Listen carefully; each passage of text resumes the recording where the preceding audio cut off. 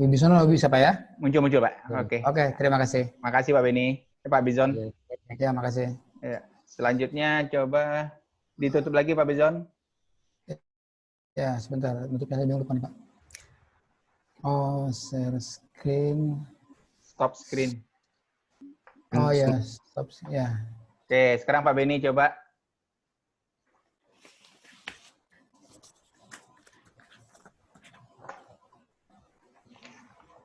Oke, bisa.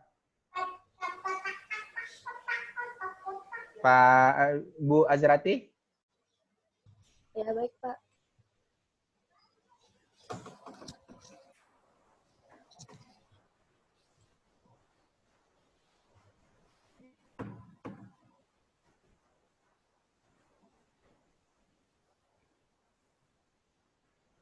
Muncul, Pak. Dah, muncul. Dah, makasih. Mungkin Bu Putri?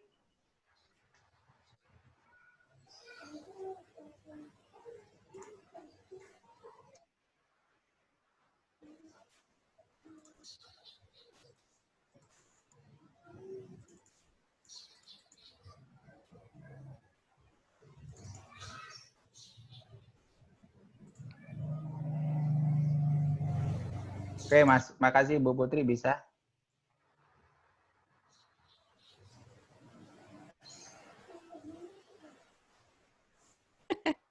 Berikut Bu Pak Supriyadi coba Pak. Sebentar Pak, ini kok sebentar Pak. Oke. Sebentar. Kemudian yang lain siapa yang belum? Bu Dina? Enggak. Presentasi Bu Dia.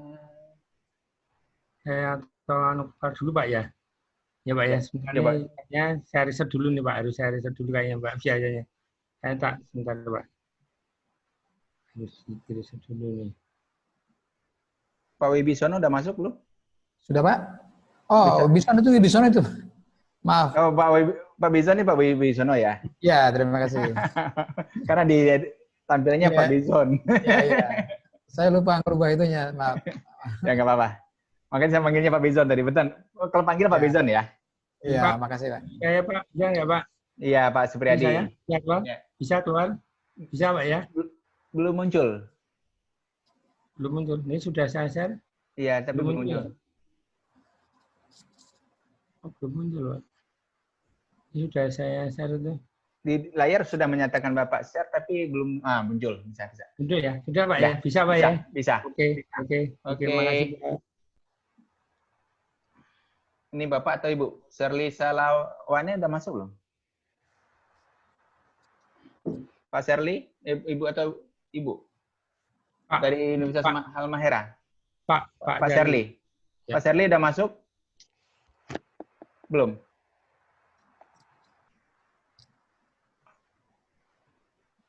Pak Beni udah.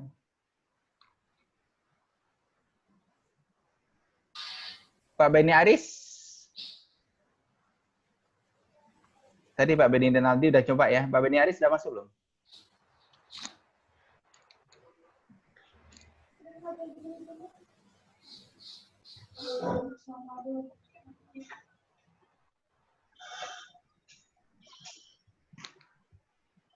Baik Bapak Ibu semua, tepat jam 1 nanti kita akan mulai. Untuk aturan kita hari ini Bapak Ibu sudah menerima email ya? Sudah Pak. Ya, presentasi kita harapkan nggak lebih dari 5 menit. Karena kita online mungkin presentasi langsung, kalau ada yang mau nanya, langsung tanya setelah presentasi 5 menit. Kalau tidak, kita lanjut ke presentasi berikutnya. Dengan urutan nanti, Pak Ridwan ada? Ya Pak. Ya, Pak Ridwan pertama. Pak Ayi seperti yang saya share tadi ya? Ya.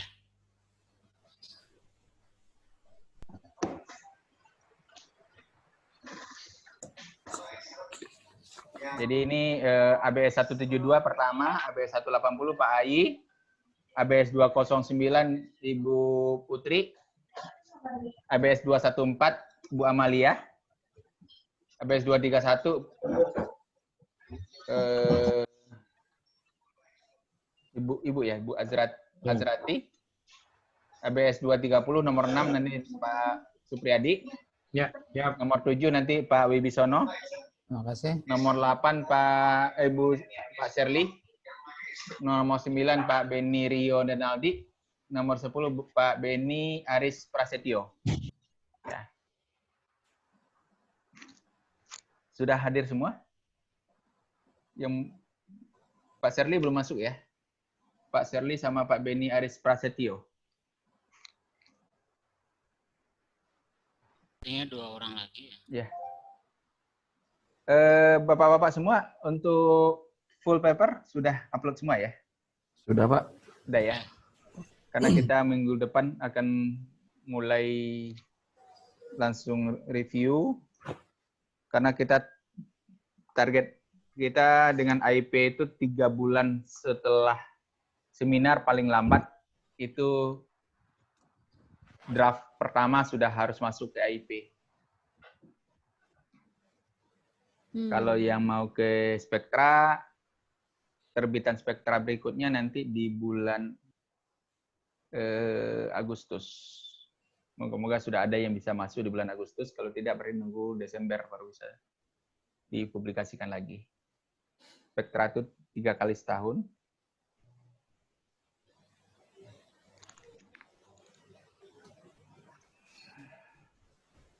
Kemudian untuk biodata, apakah semua Bapak Ibu sudah mengisi biodata untuk sertifikat? Sudah. Sudah ya, karena kita sertifikat akan dikirimkan. Jadi kami di Google Form itu minta alamat pengiriman kemana. Oh, Kemudian Belum ada tuh, Pak. Instruksi itu, Pak. nggak ada alamat. Alamatnya. Cuma ngisi saat awal daftar aja dulu. Alamat Enggak. timnya. enggak, alamat pengiriman. Jadi yang pertama kita minta verifikasi. Ya. Itu nama di sertifikat satu nama presenter atau semua nama autor. Ya. Kalau semua Ya. nama autor itu tolong disingkat sesuai ketentuan yang Bapak Ibu pakai selama ini. Jadi misalnya di publikasi kita punya nama yang sering kita pakai. Misal saya Fauzi Bakri, saya singkat menjadi F Bakri. Oke, nanti kita coba mencek lagi. Coba dicek yang Google Form yang pakai alamat itu yang mana? Alamat belum, Pak. Belum ya? Belum. Baru yang sertifikat, yang nama di sertifikat udah ya? Ya. Iya. Oke. Mungkin nanti akan ada Google Form ke Bapak Ibu lagi untuk mengisikan alamat pengiriman sertifikat. Ya.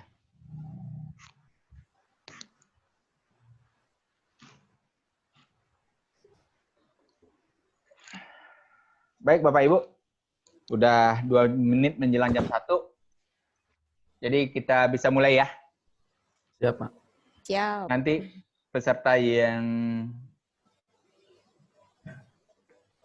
tadi yang belum datang itu peserta nomor 8 dan 10. Jadi kalau seandainya Pak Sherly ini belum masuk, nanti Pak Beni akan masuk setelah Pak Wibisono. Pak Beni Denaldi. Oke, Pak. Ya.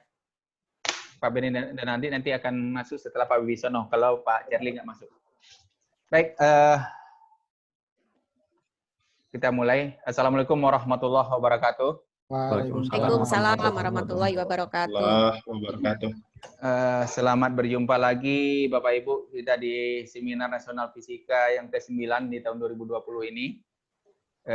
Kita kelompok Fisika Lingkungan dan Energi Terbarukan.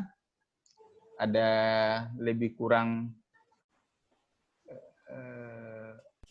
berapa? 14 presenter di kelompok ini. Nanti kita akan presentasi lebih kurang 10 menit, lebih kurang 5 menit. Kemudian tanya jawab 2 menit. Jadi setiap orang nanti ada waktu 7 menit. Ya. Moga-moga waktu presentasi Bapak Ibu bisa memaparkan singkat, padat, dan jelas. Baik. Saya bisa, Pak. Mau tanya sebentar bisa, Pak? Ya boleh, boleh. Untuk presensinya ada nggak, Pak? Yang ini, Pak. Gambar. Apa ada yang Ada Google Form presensi, ada Google Form presensi. Ada Google Form presensi. Itu yang Bapak Ibu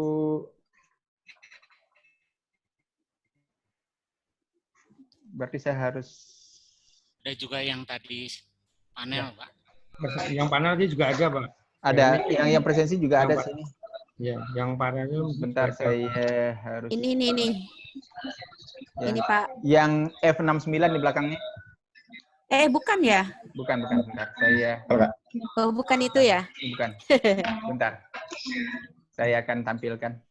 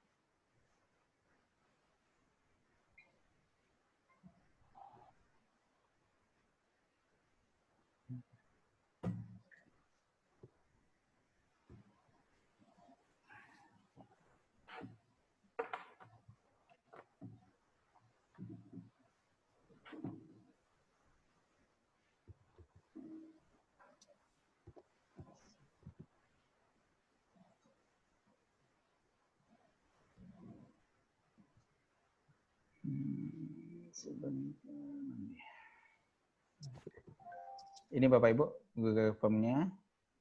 Ntar saya coba bisa salin nggak nih?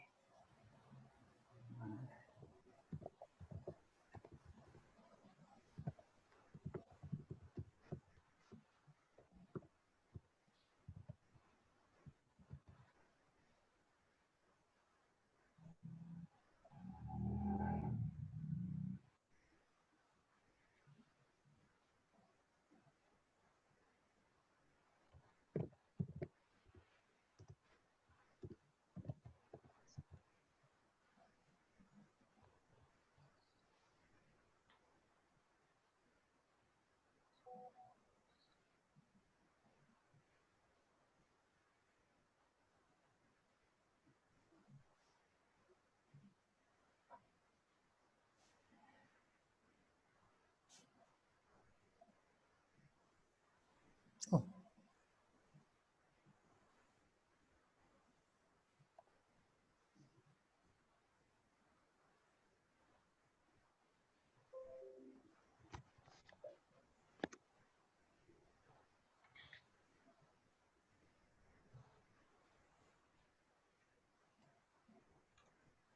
Oke, Bapak Ibu, Google Form-nya saya sudah kirim di chatting. Ya, terima kasih Pak. Ya. Yang terakhir ya, Pak ya. Yang F69 ya. Iya, yang F69. Siap. Ya. Kalau yang dikirim Bu Amalia itu yang tadi pagi. Ya, Ya. maaf salah. Enggak, ini yang khusus kelompok kita saja. Jadi ini udah per kelompok. Ya. Oh iya, alamat pengiriman sertifikat ya. Ya, itu ada alamat pengirim sertifikat, tolong diisi juga. Coba Bapak Ibu, silakan diisi dulu. Siap. 5 menit.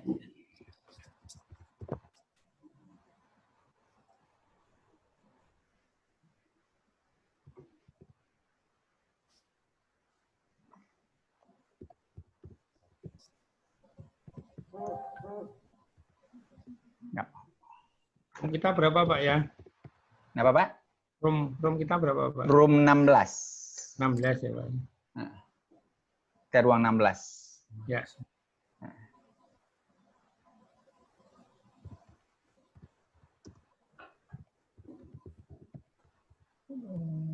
Partisipan chat.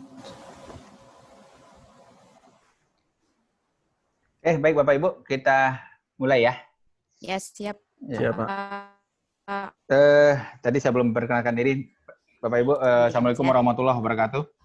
Waalaikumsalam Izinkan warahmatullahi wabarakatuh. wabarakatuh. selamat siang dan salam sejahtera buat kita semua.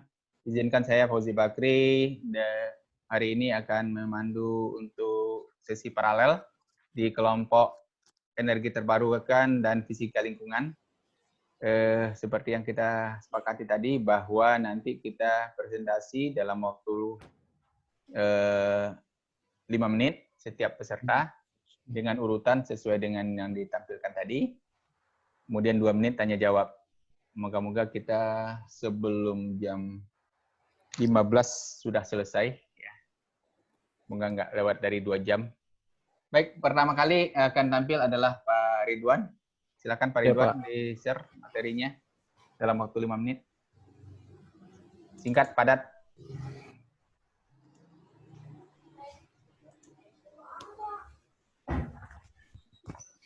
Ya, selamat siang Bapak dan Ibu peserta seminar nasional UNJ. Terima kasih kepada Bapak Moderator atas kesempatannya. Pada hari ini saya akan mencoba mempresentasikan hasil kegiatan dari tim kami di Pusat Penelitian Tenaga Listrik dan Mekatronik LIPI dengan judul yaitu kajian awal pengembangan pembangkit listrik tipe Verilowhead menggunakan turbin Vortec di Indonesia. Studi kasus di Ciletuh, Sukabumi, Jawa Barat.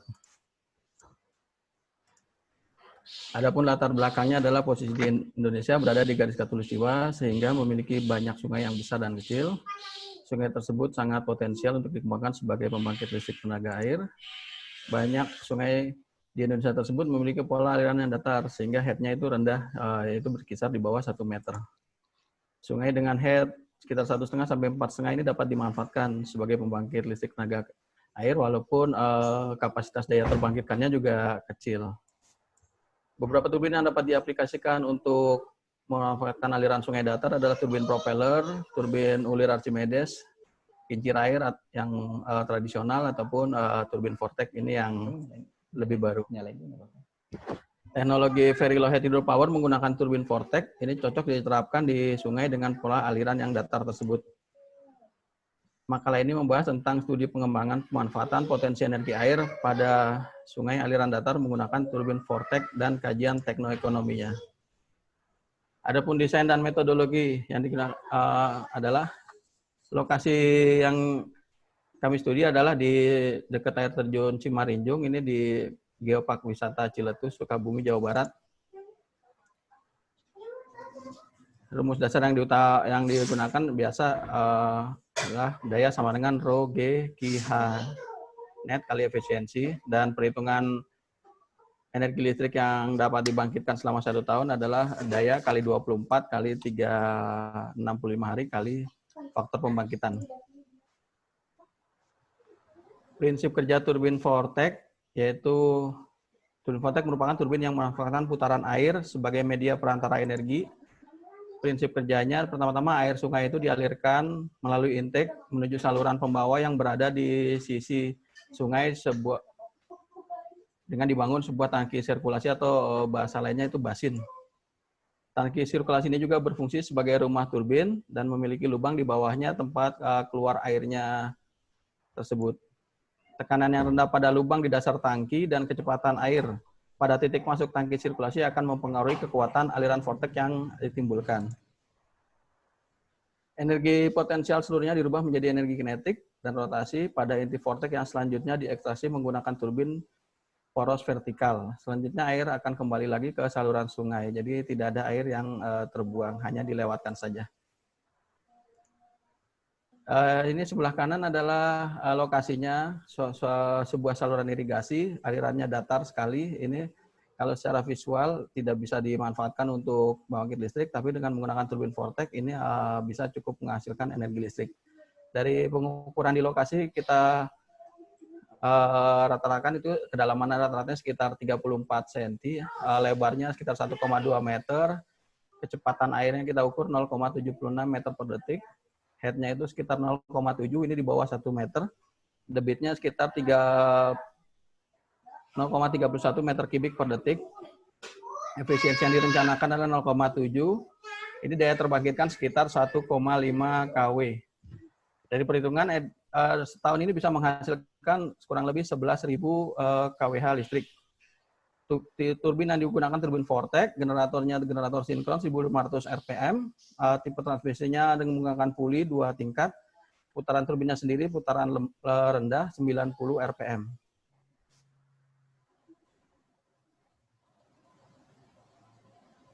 Oke, lanjut saja. Saluran yang digunakan adalah saluran yang ada, jadi kita tidak merubah, hanya menambahkan bangunan konstruksi bangunan sipil sederhana samping saluran yang sudah ada. Dengan manfaat saluran irigasi, ini lebih menjamin keberlangsungan sistem pembangkit, sehingga energi yang dapat dibangkitkan ini relatif lebih stabil setiap tahunnya. Karena saluran irigasi terjaga debitnya itu konstan, kurang lebih konstan gitu. Ini adalah gambar konstruksi yang kita rencanakan. Jadi ada air itu masuk dari water flow ini, dia akan dibelokkan ke inflow, akan masuk ke ruang in, dan keluar outletnya ada pintu air ini bisa buka tutup, akan di air ini ditutup, akan masuk ke pembangkit. Ini akan menggerakkan turbin Vortex. Jadi kurang lebih dimensi tambahannya sekitar 4,5 meter, 2 kali 3,2. Analis yang digunakan biasa standar inilah menggunakan NPV dan IRR. Jika NPV bernilai positif, IRR lebih besar dari suku bunga, maka proyek bisa diteruskan.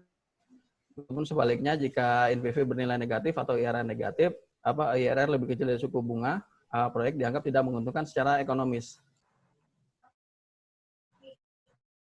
Dari perhitungan yaitu kita konstruksi terdiri dari bendung, dudukan turbin, dan rumah pembangkit. Bendung sendiri sekitar 27 juta, dudukan turbin 8 juta, rumah pembangkit dan aksesorisnya sekitar 25 juta. Untuk peralatan mechanical electrical sendiri, cost terbesar yaitu turbin 40 juta, basin atau tangki sirkulasi itu 12 juta, generator, kontrol itu masing-masing juga 12 juta, electrical equipment sekitar 14 juta, dan biaya instalasi 25 juta. Total biaya investasi yang dibutuhkan di sini adalah sekitar 175.560.000.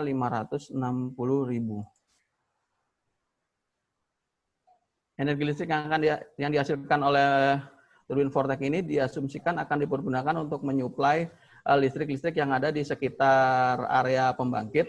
Itu bisa berupa lampu jalan atau di situ ada warung-warung. Jadi warung-warung itu bisa memanfaatkan listrik yang dihasilkan oleh pembangkit. Jadi kalau kita hitung analisis finansialnya, kita mengacu kepada tarif dasar listrik TDL PLN. Untuk golongan P1 itu, jadi misalkan untuk kantor pemerintahan, pelayanan pabrik, penerangan jalan, PJU.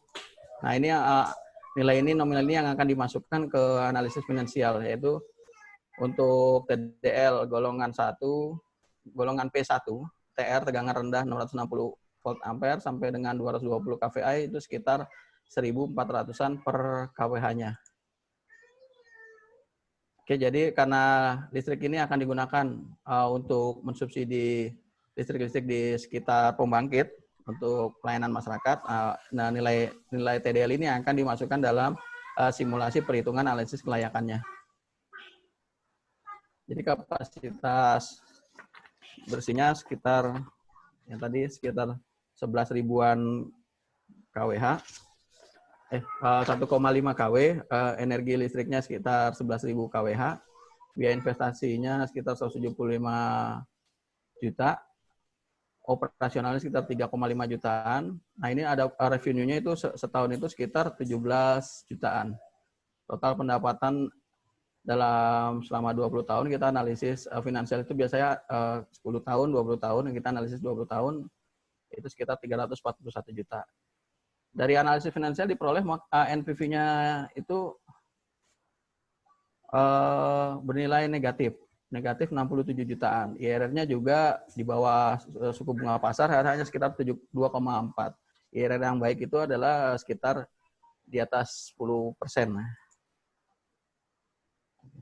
Dari segi teknik, saluran irigasi ini yang berada di kawasan Geopark Ciletuh ini bisa dikembangkan sebagai pembangkit listrik menggunakan turbin Voltec dengan menggunakan daya yang dapat dibandingkan itu sekitar 1,5 kW. Dengan biaya investasi sekitar 175 jutaan, dinilai NPV-nya adalah negatif, yaitu sekitar 67 jutaan, dan IRR-nya di bawah suku bunga pasar sebesar tidak nyampe 2,5%. Berdasarkan dua parameter tersebut, yaitu NPV dan IRR, dikatakan bahwa rencana proyek pengembangan turbin Voltec ini tidak layak secara komersial. Jadi secara komersial ini tidak layak. Tidak layak dalam arti kalau ini dikomersialkan untuk investasi pihak swasta, ini pasti tidak akan tertarik. Karena dua parameter tadi, NPV dan IRR ini yang tidak masuk secara komersial.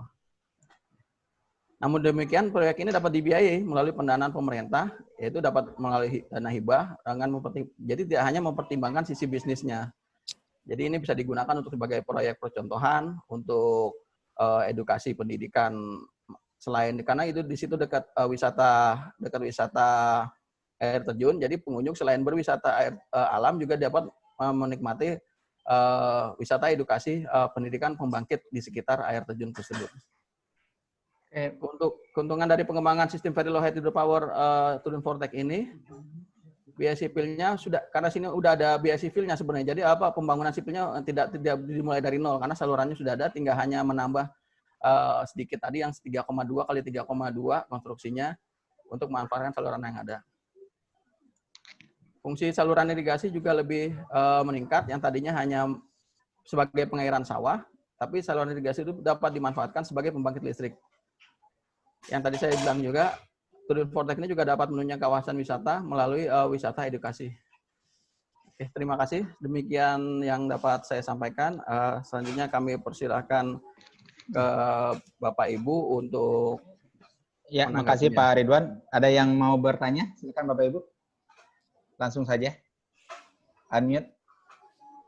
Oh, ini ya. Singkat, pertanyaan singkat Pak, biar waktu kita nggak banyak-banyak Pak. Silakan, ada yang mau tanya? Saya Pak. Ya, silakan Pak Wibi. Pak Ridwan, tadi kan ada kajian ekonominya untuk investasi tidak memenuhi syarat karena ada dua poin yang tidak layak.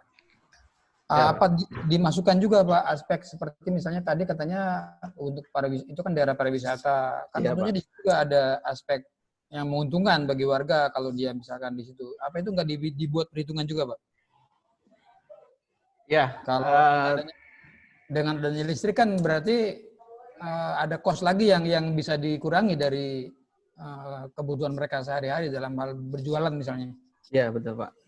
Ya betul Pak. Jadi pembangkit tersebut kalau dihitung secara ekonomi yang saya bilang tadi ini tidak bakal bisa masuk karena apalagi dikomersialkan ke swasta. Swasta pasti tidak akan tertarik karena pembangkitnya kecil, terus ya itu karena dayanya kecil. Nah, tapi kalau ini dibiayai oleh pemerintah, biasanya melalui Pemda atau dana hibah dari luar negeri atau biasanya Ristek suka membiayai aplikasi-aplikasi seperti ini. Nah, ini sangat menunjang sekali, Pak. Jadi emang untuk kajian detailnya ke masyarakat itu beda lagi, gitu, Pak. Gitu. Iya, tidak terlalu dibahas secara detail di paper ini, Pak. Jadi ini khusus ke teknis dan finansialnya aja, gitu. Kalau syarat sungai itu bisa digunakan untuk teknologi ini, syaratnya apa, Pak? Misalkan flow airnya atau apa gitu, debitnya? Kalau secara syarat khusus untuk komersil, yang pasti harus di atas 30 kW, Pak Wib. Oh, gitu. Jadi harus di atas 30 kW produksinya. Kalau ini kan dari perhitungan hanya 1,5. Jadi kalau secara komersil swasta, di bawah 30 kW itu dari perhitungan bisnis pasti akan kurang gitu. Tapi dari untuk misal kita tidak bicara tentang bisnis, ini debit berapapun, head berapapun itu bisa. Ya kayak contoh di sini adalah kecepatan airnya cuma 0,7 meter per detik. Ini kalau dihitung debitnya ini ya tidak nyampe 1 meter kubik per detiknya, tapi ini bisa menghasilkan listrik hanya sekitar listriknya kecil, 1,5 kilowatt. Seperti itu, Pak Wib. Kalau sustainable... Mungkin cukup, Pak. Oke, biar waktu kita, mungkin diskusi bisa dilanjutkan. nanti ya. Baik, Ada lagi Pak. yang lain? Tidak? Oke, terima kasih kalau begitu Pak Ridwan atas paparannya. Berikut silakan Pak Ayi. Waktunya 5 menit Pak Ayi ya. Ya, siap. Udah tampil ya? Ya, silakan. Baik, terima kasih Pak. Saya akan memaparkan tentang studi stabilitas dari film tipis perovskite campuran halida, bromium dan iodida di pada kondisi humiditas atau kelembaban yang tinggi yaitu sekitar 70% menggunakan UV dan X-ray. Jadi sebagaimana kita ketahui bahwa ada 3 parameter penting di dalam komersialisasi solar cell, yaitu pertama efisiensi, kemudian biaya dan stabilitas. Jika kita bandingkan dengan sel surya yang saat ini ada yaitu silikon, dari efisiensi hampir sama, kemudian biaya lebih rendah, tetapi masalahnya adalah stabilitas yang rendah. Sebagai contoh, untuk sel surya perovskite itu baru bisa bertahan 1 tahun dibandingkan dengan 25 tahun untuk sel surya silikon. Masalahnya adalah ada di material aktifnya, yaitu yang disebut dengan perovskite. Yang umum digunakan adalah metilamonium timbal iodida atau MaPbI3, karena material ini memiliki energi gap yang cukup rendah, yaitu 1,5. Itu yang sebanding dengan ya mendekati silikon, yaitu 1,1 elektron volt. Namun dia memiliki masalah dengan stabilitas akibat kelembaban dengan uap air, maka bagian organiknya akan bereaksi sehingga ini menghasilkan insulator. Akibatnya efisiensi akan berkurang sepanjang waktu. Oleh karena itu diperlukan alternatif solusi bahwa ada yang menyatakan bahwa perovskite ini stabil pada struktur kristal pseudotetragonal, jadi antara tetragonal dan kubik. Yang MaPbI3 itu sendiri adalah tetragonal. Ada perovskite lain yang menggunakan bromium, itu merupakan struktur kristal kubik dan dia sangat stabil terhadap kelembaban yang tinggi. Namun dia memiliki energi gap yang besar, akibatnya solar cell ini efisiensinya jauh lebih kecil dibanding dengan yang iodida. Nah, karena itu untuk mencari yang stabil, maka kita coba masukkan bromium ini ke dalam MaPbI3 sehingga membentuk halida campuran bromium dan iodida. Ya, ini strukturnya kita bisa berubah dari tetragonal ke kubik. Tujuannya adalah untuk mencari mana yang lebih stabil, terutama terhadap kelembaban yang tinggi. Nah, kita menggunakan ini ya, jadi bromiumnya kita divariasikan dari 0, 0,25 sampai ke 3. Kemudian stabilitasnya menggunakan spektroskopi UV saja sampai dengan XRD. Untuk UV pengukuran dilakukan setiap 2 jam dan nanti setelah 24 jam, sedangkan untuk XRD dilakukan setiap 24 jam, jadi selama 3 hari. Nah, ini secara stokiometri kita menggunakan ini, jadi X-nya kita atur. Ini adalah pengaturan secara stokiometri, sedangkan hasil EDS-nya menunjukkan hampir hasil yang hampir sama. Nah, kita secara optik kita hasil pengukuran menunjukkan bahwa nilai band gap-nya meningkat dengan meningkatnya nilai X. Nah, dari hasil XRD kita juga tahu bahwa ternyata dengan meningkatnya nilai X ya, itu strukturnya berubah dari kubik ya, dari tetragonal maksud saya untuk yang MaPbI3 ke kubik. Kita lihat di sini pada bidang 110 dia bergeser ke kanan, artinya dia bergeser sehingga X-nya ini adalah berada di antara kubik, di antara tetragonal dan kubik. Nah, hasil pengukuran stabilitas menunjukkan bahwa kalau kita mengukur spektra UPP film tipis itu yang dibuat dengan spin coating itu semakin berkurang seiring dengan meningkatnya waktu penyimpanan. Jadi waktu penyimpanan disimpan dalam kondisi ruang dan kelembaban 70%. Nah, kita ini yang tadi ini variasinya, kalau saya hitung berdasarkan puncaknya saja, maka ini bisa diperoleh bahwa yang paling stabil memang adalah untuk MaPbI3, artinya X-nya sama dengan 3. Nah, untuk campuran yang lebih stabil ya itu adalah untuk X sama dengan 0,5. Nah, secara XRD kita juga mengukur bahwa kita lihat di sini untuk MAPBI 3 seiring dengan waktu setelah 24 dan 24 jam ini muncul puncak yang baru kan oleh PBI 2. Artinya bagian MA sudah terurai ya sehingga ini menjadi isolator. Berbeda halnya untuk MAPBR 3 selama 24 dan 48 jam ini pola XRD-nya tidak berubah. Kalau kita plot ya rasio antara bagian ini bidang 10 untuk yang ini, kalau ini adalah 100 dibanding dengan rasio puncak ini, maka kita lihat bahwa yang memang paling stabil sama dengan yang spektroskopi UV itu adalah untuk X sama dengan 3, artinya MAPBR 3 ya. Nah, untuk yang campuran itu adalah stabilitas berkurang seiring meningkatnya nilai X. Jadi ini agak sedikit berbeda dengan yang UP. Kalau tadi UP yang paling stabil adalah 0,5. Kenapa ini? Ini karena untuk UP kita menggunakan film yang sama, kalau XRD kita tidak bisa menggunakan film yang sama, tetapi diperlakukan sama, filmnya berbeda.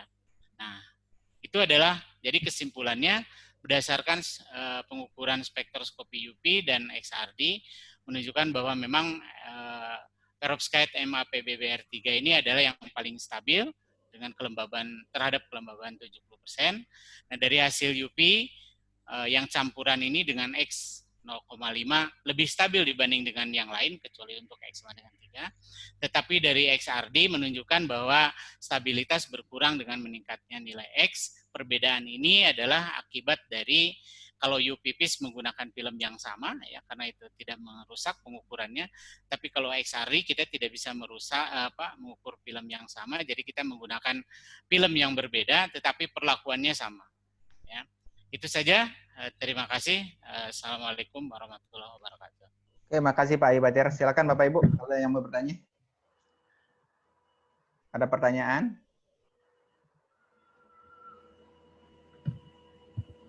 Tidak ada? Baik, tidak ada. Terima kasih Pak Ibatir atas paparannya. Berikut kita lanjut ke Bu Putri. Bu Putri. Iya, Bapak. Ya, silakan dipaparkan materinya. Oh, ya.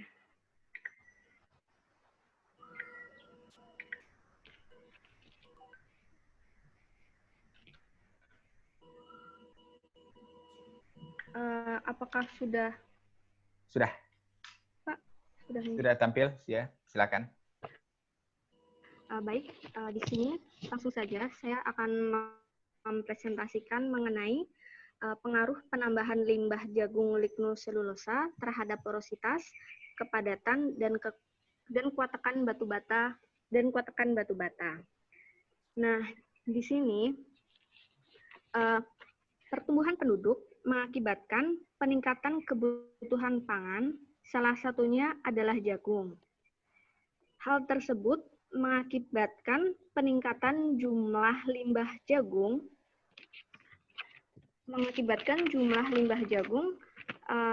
mengalami peningkatan, Pak. Tetapi pemanfaatannya masih merupakan suatu tantangan.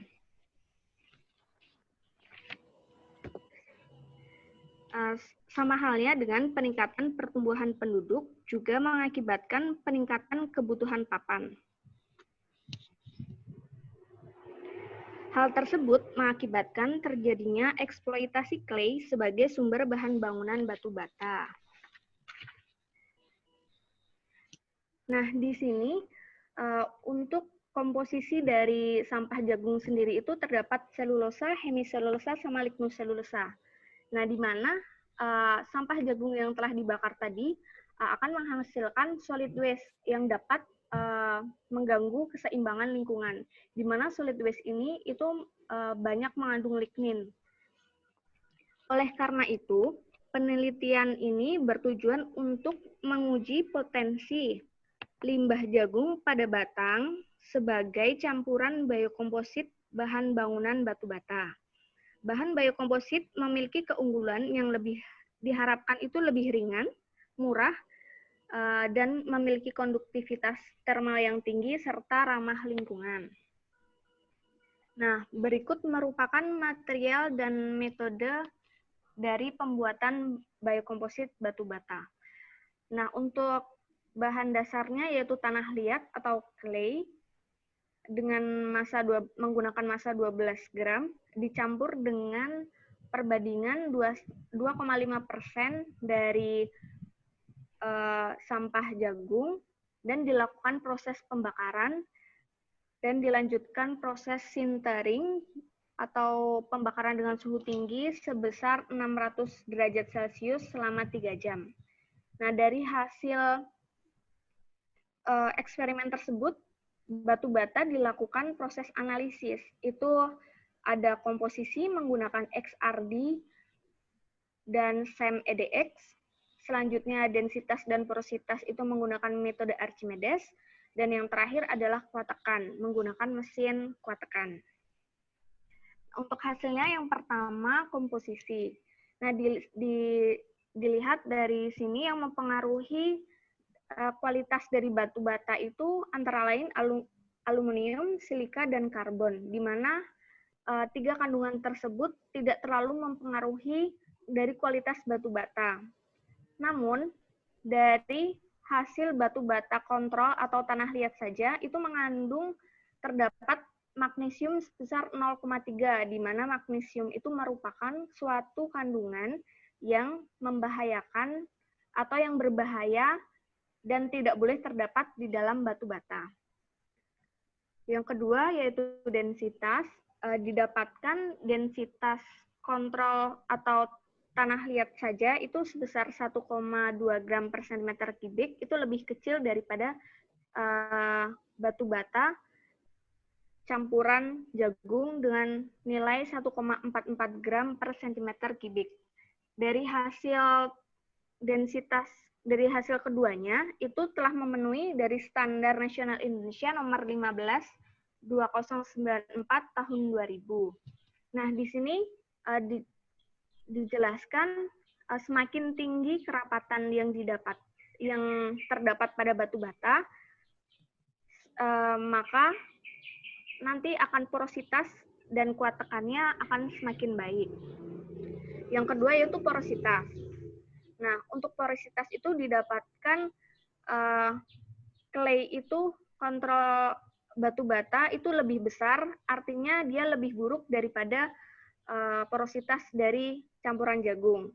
Di mana keduanya belum memenuhi ya 20%, dan yang ini adalah hasil dari uji SEM.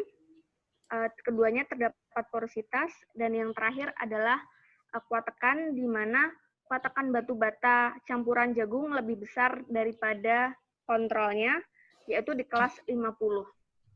Nah, untuk kesimpulannya, densitas dari kontrolnya itu lebih kecil, batu bata jagung itu lebih baik, porositas lebih baik, kuat tekan lebih baik.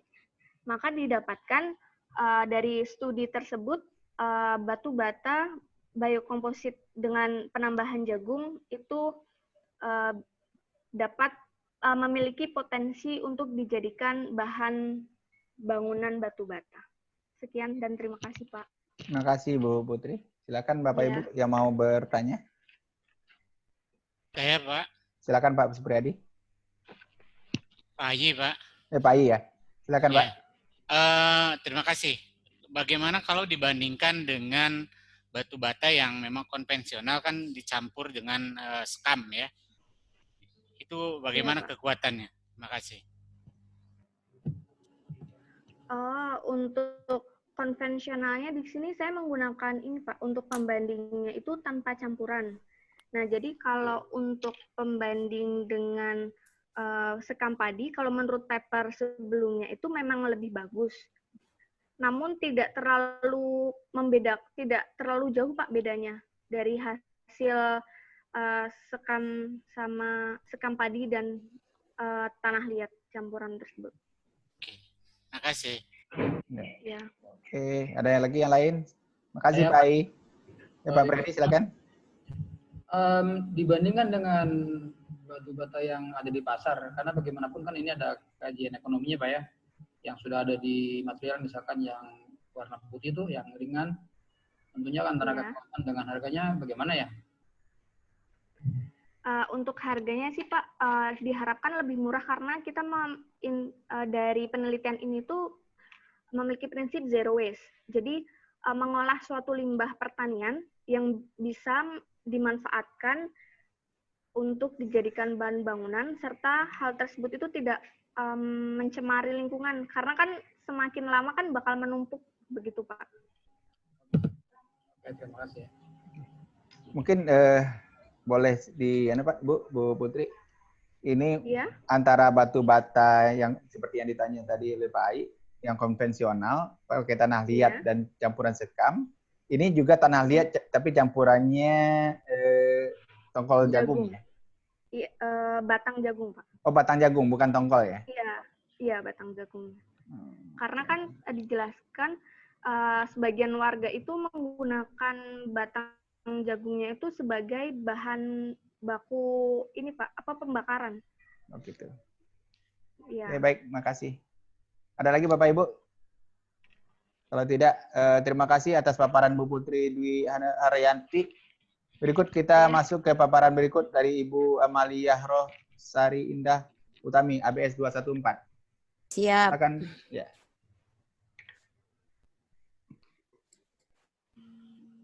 Sudah terlihat Bapak Ibu? Sudah.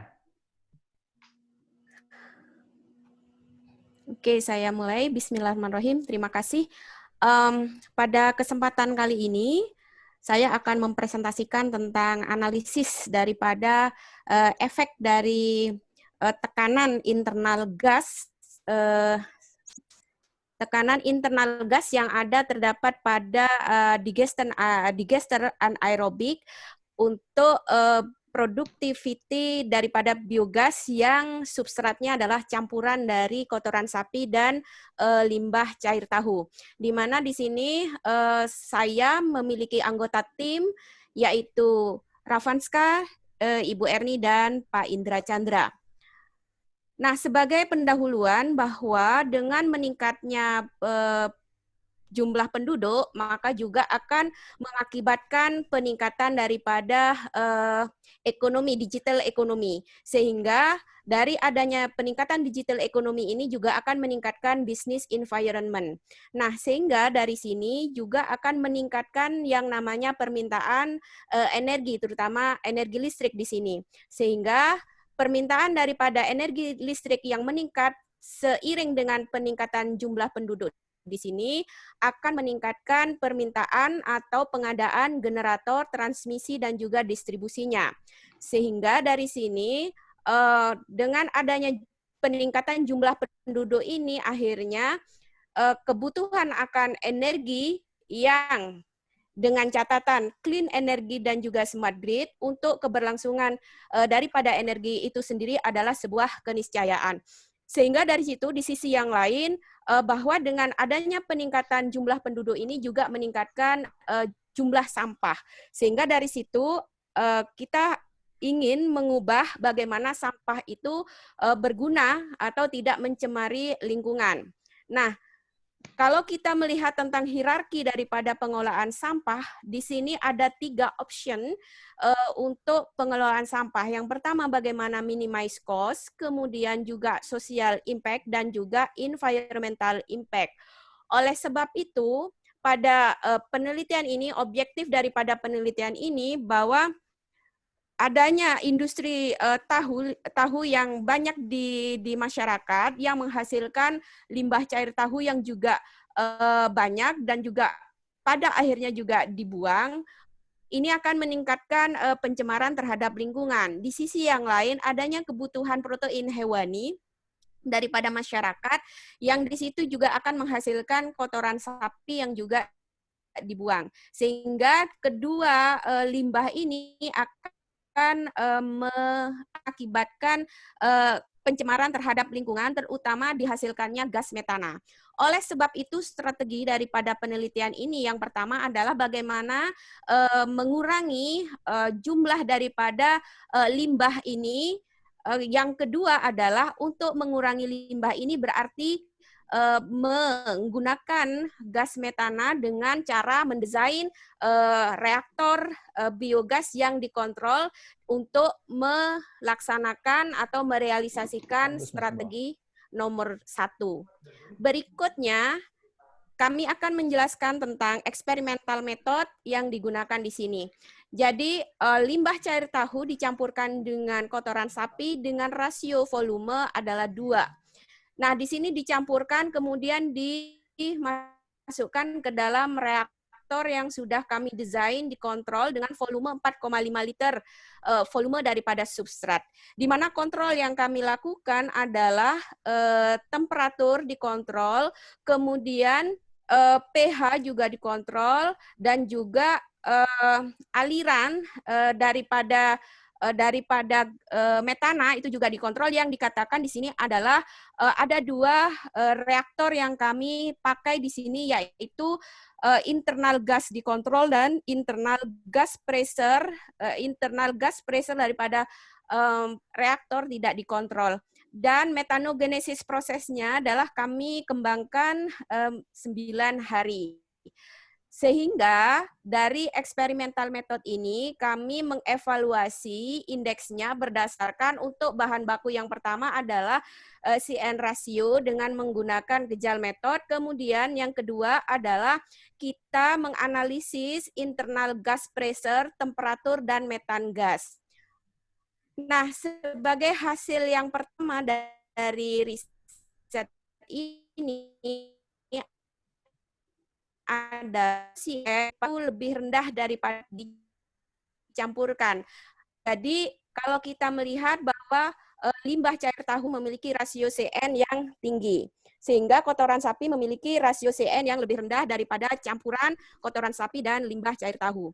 Berikutnya hasil kedua adalah sebelum kita melakukan pengukuran, kita melakukan kalibrasi daripada sensor tekanan di sini, bahwa dari sensor tekanan yang kami kalibrasi di sini adalah linier menurut persamaan ini. Kemudian yang ketiga adalah kalibrasi daripada sensor suhu atau sensor temperatur, di sini juga linier. Hasil yang keempat yang bisa kami tunjukkan adalah kalibrasi daripada sensor gas metana. Di sini juga linier. Sehingga dari situ kami melanjutkan pengamatan dan pengukuran bagaimana hubungan antara internal gas pressure yang ada di dalam reaktor terhadap temperatur. Di sini kita melihat bahwa untuk tekanan yang dia dikontrol, dia memang relatif tetap pada 20 kPa. Sampai 9 hari. Sedangkan untuk yang tidak dikontrol, dia akan naik. Nah, kemudian untuk temperatur, dia karena dia dikontrol, maka 2 digester yang identik ini tadi juga menunjukkan temperatur yang relatif terkontrol. Oleh sebab itu, bahwa pada reaktor gas yang dia dikontrol pressure-nya dengan cara mengalirkan gas produk kepada storage atau storage gas, maka di situ kita melihat bahwa pressure-nya adalah stabil. Kemudian hasil berikutnya adalah perbandingan antara temperatur dengan produksi gas metana. Seperti yang terlihat di grafik ini, bahwa temperatur yang stabil di sini karena dikontrol, kemudian dari gas metana yang dihasilkan, bahwa untuk yang tidak dikontrol gasnya, artinya tidak dialirkan ke storage gas, di sini produktivitas daripada metana adalah lebih rendah. Sedangkan yang dikontrol adalah lebih tinggi. Namun di sini kita bisa melihat bahwa sebenarnya temperatur ini, pengaruh temperatur ini tidak berpengaruh terhadap produksi gas metana. Nah, berikutnya adalah hasil hubungan antara tekanan gas internal gas pressure yang ada di dalam reaktor dengan produksi gas metana. Di sini terlihat bahwa produksi gas metana daripada reaktor bisa dipersingkat, Bu, yang dia tidak ya dikontrol dia lebih kecil daripada yang dikontrol. Itu seperti itu. Sehingga dari sini sebagai kesimpulan bahwa pada hasil penelitian kami dari mixing daripada dua limbah ini CN rasionya adalah 50, sedangkan pada reaktor yang dengan dikontrol internal gas pressure-nya, produksi gas metananya adalah meningkat. Terima kasih. Terima kasih Bu Amalia. Silakan Bapak Ibu yang mau bertanya. Ada pertanyaan untuk Bu Amalia?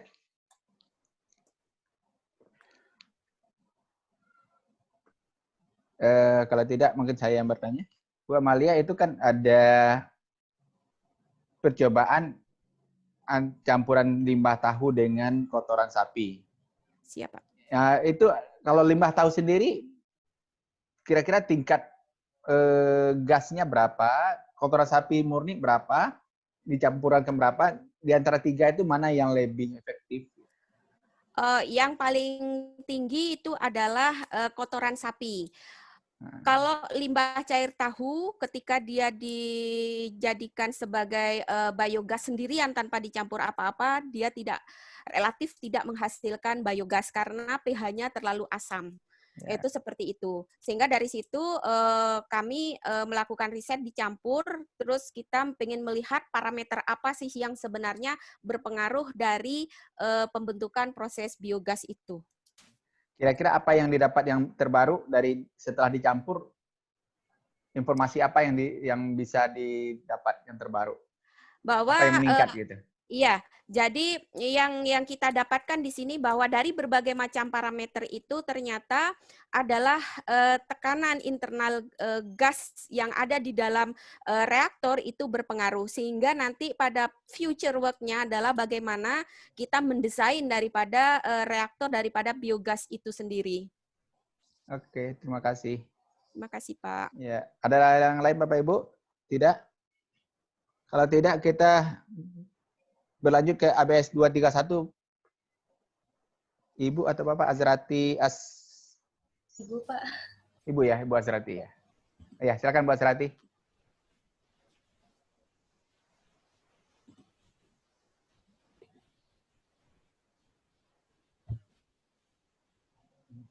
Baik, terima kasih Pak. Perkenalkan, saya Hazrati Asal dari Institut Teknologi Bandung. Dan penelitian saya di sini berjudul tentang penerapan metode resistivitas listrik untuk menganalisis polutan limbah cair di Desa Linggar, Kecamatan Rancaikek, Kabupaten Bandung. Penelitian ini dilatar belakangi oleh tingginya pertumbuhan industri tekstil dan pakaian jadi yang ada di Indonesia, terkhusus pada tahun 2018, yaitu sekitar 8,73% pertumbuhan industri ini meningkat. Pertumbuhan industri ini tentunya memiliki kelebihan dan kelemahan bagi lingkungan dan masyarakat sekitar. Di satu sisi, pertumbuhan industri tekstil dapat menurunkan angka pengangguran dan dapat meningkatkan kesejahteraan masyarakat yang berada di sekitar lingkungan pabrik. Namun, di sisi lain, pertumbuhan industri ini dapat menurunkan kualitas lingkungan, terutama apabila instalasi pengolahan air limbahnya tidak berfungsi dengan maksimal. Akibatnya akan ada limbah cair hasil produksi tekstil yang terbuang ke sungai dan akhirnya menyerap ke dalam tanah. Salah satu wilayah yang telah berkembang menjadi kawasan industri tekstil adalah Kecamatan Rancaikek. Ini adalah salah satu sungai yang berada di Rancaikek, khususnya Desa Linggar, yaitu Sungai Cikijing. Sungai ini dijadikan sebagai saluran pembuangan limbah tekstil oleh salah satu pabrik yang ada di wilayah tersebut. Penurunan kualitas sungai ini dapat diamati secara langsung melalui beberapa indikator pencemaran seperti timbulnya bau yang menyengat dan warna air sungainya yang berubah menjadi hitam. Sementara itu, sungai ini digunakan oleh masyarakat sekitar untuk keperluan kehidupan sehari-hari dan juga untuk pengairan sawah, sehingga perlu dilakukan pemantauan sebaran limbah cair baik di permukaan maupun di dalam tanah. Pada penelitian ini, kami menggunakan metode resistivitas untuk mengetahui kondisi tanah dan keberadaan air tanah yang tercemar oleh limbah cair. Dan untuk mendukung hasil penelitian ini, kami juga melakukan pengukuran sampel secara in situ atau secara langsung di lapangan. Berikut adalah peta lokasi penelitian berdasarkan kontur ketinggian. Nah, berdasarkan peta ini dapat dilihat bahwa ketinggian dari lokasi penelitian itu semakin rendah ke arah selatan. Dan pada lokasi penelitian ini juga terdapat dua aliran sungai, yaitu Sungai Cikijing dan Sungai Cimande. Yang garis hitam ini merupakan lintasan pengukuran resistivitas, dan yang titik berwarna merah merupakan lokasi pengukuran pengambilan sampel. Berikut adalah gambar dari masing-masing lintasan pengukuran resistivitas. Berdasarkan hasil pengukuran, diperoleh hasil sebagai berikut. Untuk lintasan pertama, itu kami melakukan pengukuran di sekitar Sungai Cikijing, dan untuk lintasan 2, 3, dan 4 itu berada di sekitar Sungai Cimande. Berdasarkan nilai resistivitas, dapat diketahui bahwa untuk lintasan 1, 3, dan 4 itu terdiri dari dua lapisan tanah, yaitu lapisan tanah lempung lunak, dan lapisan lempung yang medium hingga kaku. Sementara itu, untuk lintasan kedua, itu terdiri dari 3 lapisan tanah, yaitu lapisan lempung lunak, lapisan lempung medium hingga kaku, dan lapisan pasir yang berperan sebagai lapisan akuifer. Nah, lapisan akuifer ini diduga tidak tercemar oleh limbah cair karena pada lintasan kedua ini tidak ditemukan adanya keberadaan zona rembesan. Dan dari hasil penelitian ini juga diperoleh bahwa pada keempat lintasan itu terdapat kontaminan plum atau zona-zona dengan konsentrasi limbah terbanyak, ya, dengan nilai resistivitasnya itu kurang dari 6,05 ohmmeter. Dan ini adalah lokasi dari kontaminan plum untuk setiap lintasannya. Nah, dari keempat lintasan ini dapat dilihat bahwa zona kontaminan plum terbanyak itu berada pada lintasan pertama. Nah, lintasan pertama ini berada di sekitar Sungai Cikijing, di mana Sungai Cikijing ini tadinya merupakan saluran pembuangan limbah cair industri tekstil oleh salah satu pabrik yang ada di wilayah tersebut. Hal ini didukung oleh hasil pemetaan beberapa parameter sampel yang terdiri dari nilai konduktivitas, TDS, dan juga pH. Nah, kontur warna di sini menunjukkan rentang nilai konduktivitas, TDS, dan pH. Nilai konduktivitas, TDS, dan pH tertinggi itu ditandai dengan warna merah, di mana nilai parameter tertinggi untuk setiap parameternya itu berada di sebelah utara atau berada di Sungai Cikijing. Dan semakin jauh dari Sungai Cikijing, nilai setiap parameternya itu mengalami penurunan. Berdasarkan uraian tersebut, maka diperoleh beberapa kesimpulan, yaitu daerah penelitian ini terdiri dari 3 lapisan, yaitu lapisan lempung lunak, lapisan lempung medium hingga kaku, dan lapisan pasir. Di mana lapisan pasir ini hanya terdapat pada lintasan kedua, sehingga diduga terdapat keberadaan air tanah yang sifatnya tertekan pada lintasan kedua. Kemudian, nilai konduktivitas listrik, TDS, dan pH tertinggi berada di sebelah utara atau di Sungai Cikijing dan semakin berkurang ke arah selatan. Dan hasil analisis pencemaran limbah cair berdasarkan pengolahan data resistivitas telah sesuai dengan hasil pemetaan dari ketiga parameter sampel, di mana zona kontaminan plum terbanyak itu berada di lintasan pertama atau di sekitar Sungai Cikijing, dan hal ini didukung oleh nilai ketiga parameter sampel, yaitu nilai konduktivitas listrik, TDS, dan pH tertinggi juga berada di sekitar Sungai Cikijing. Sekian, terima kasih. Oke, makasih Bu Azrati. Silakan Bapak Ibu yang baru bertanya ke tampilan Bu Azrati.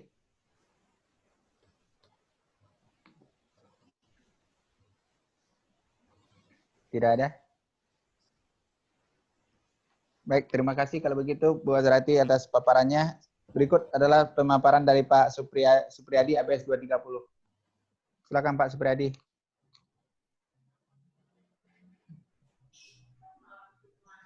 Sudah.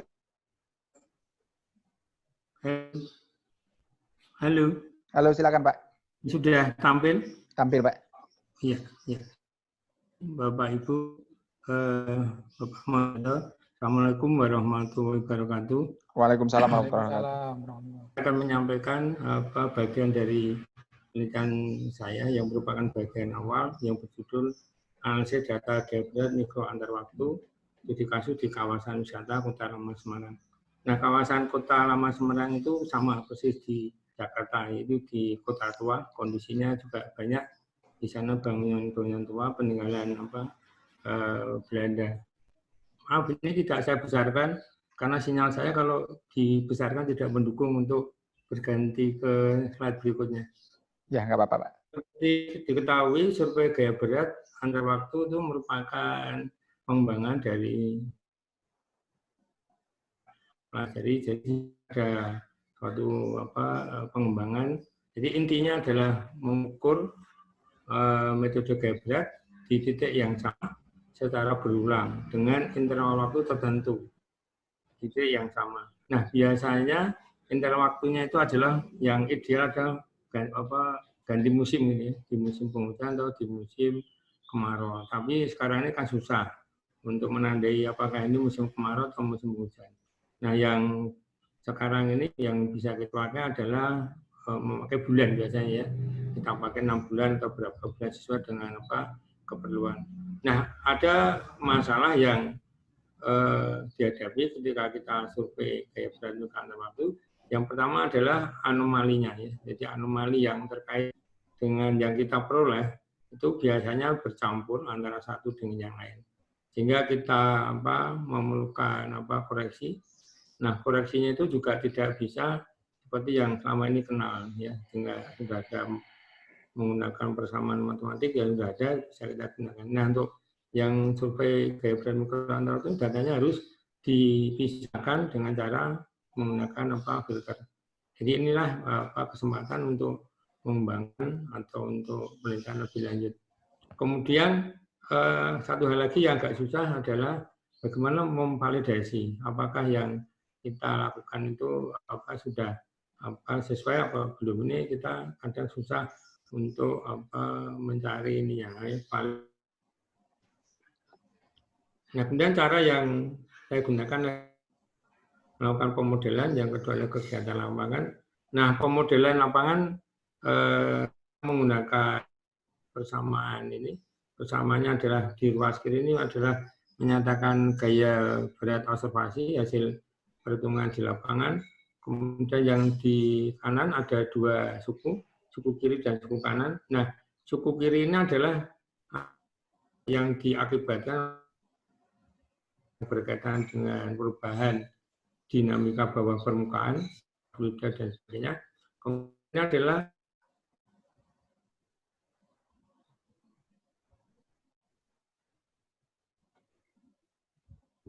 tinggal nanti kita butuhnya yang mana. Tadi sudah saya katakan kita melakukan koreksi. Koreksinya ini yang tidak boleh karena kita harus menyesuaikan kondisi. Pemodelan sudah kita buat. Tanahnya, dinamika tanahnya di sini ada kasus untuk yang penurunan muka tanah yang saya geser, lokasinya ini juga sama. Kemudian yang atasnya adalah ambesannya. Nah, kemudian adalah respon masing-masing. Yang merah ini adalah respon gaya beratnya, kemudian yang warna biru ini adalah respon dari dinamika tanah. Adalah dari itu. Nah, dari sini kita bisa memberi pengetahuan, bisa menemukan beberapa fenomena terkait dengan yang ada di alam. Nah, model ini yang biasanya harus disesuaikan dengan kondisi lapangan. Baik itu parameter, kemudian baik itu variabel dan kita sesuaikan. Sehingga model yang kita bangun ini adalah betul-betul berdasarkan kondisi real di lapangan. Karena kalau tidak itu, maksudnya yang ada asumsi-asumsi, nanti kita filter atau sebuah koreksi yang akan menyebabkan kesalahan juga. Jadi kesalahannya semakin membesar juga. Nah, kegiatan di lapangan dimulai dari melakukan pengukuran gaya berat.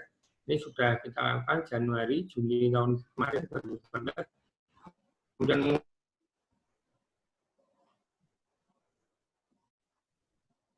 mengukur elevasi dan data muka tanah. Nah, yang data hujan kita bisa mudah mendapatkan yang data muka tanah ini yang kalau di daerah kota Lamongan susah, tidak ada data yang kira-kira mendukung keberadaannya karena sumur pantaunya yang ada di daerah sekitar kota Lamongan itu tidak ada. Yang paling terdekat itu adalah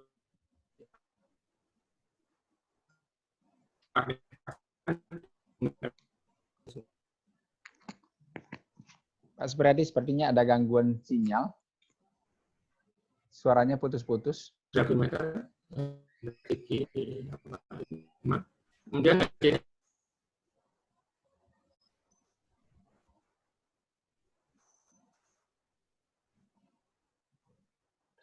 anomali ini.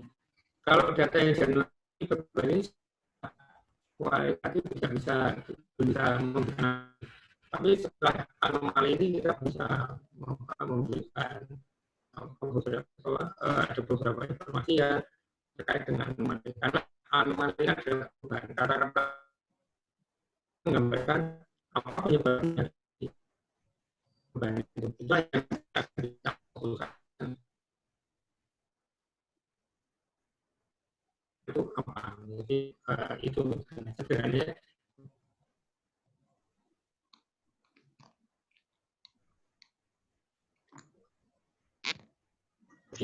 Sederhananya, jadi semua koreksi dilakukan hanya tidak kita karena mengingat kondisinya juga tidak begitu berundulasi, relatif datar, sehingga kita tidak melakukan koreksi bedanya. Kemudian ini data curah hujannya, kalau kita lihat adalah semakin ke sini ini semakin kering, ya, karena dari ini Januari volumenya banyak, kemudian turun-turun sini bulan Juni ini hampir nol.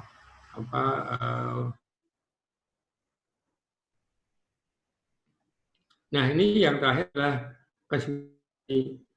pemodelan kemudian hasil di lapangan kami memodelkan seperti ini.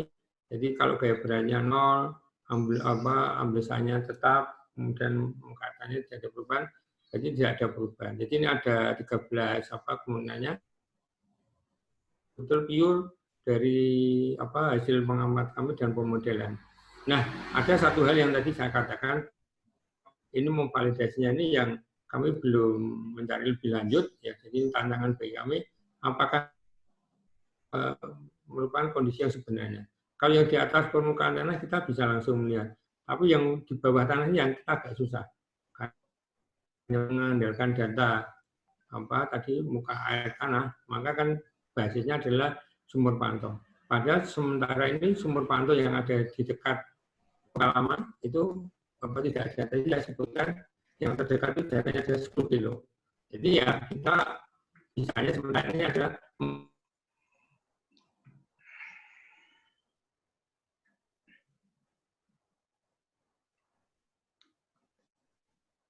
Halo Pak Supriyadi, suaranya hilang Pak.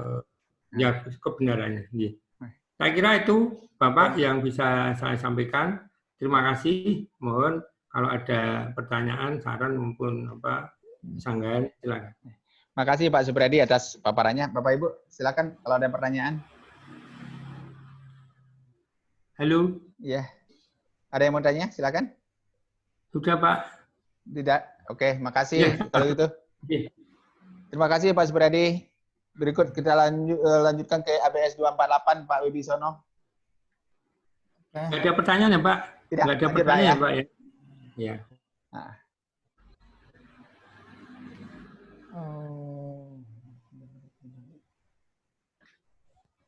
Sebentar.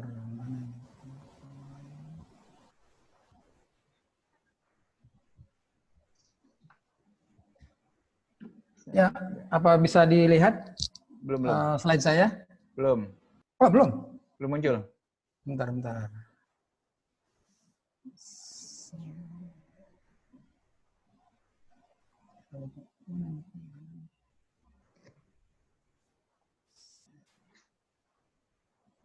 Nah, udah baru masuk Pak. Oke.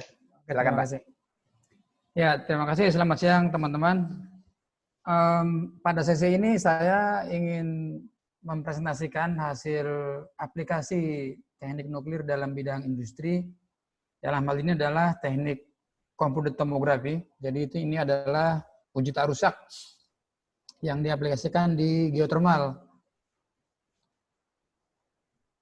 Oh, mana nih? Oh, ya ini kerangkanya terdiri dari introduksi, metode, hasil dan diskusi, kemudian kesimpulan. Geothermal adalah energi baru dan terbarukan dan bisa disebut energi bersih. 40% dari energi yang ada di dunia itu ada di Indonesia lokasinya.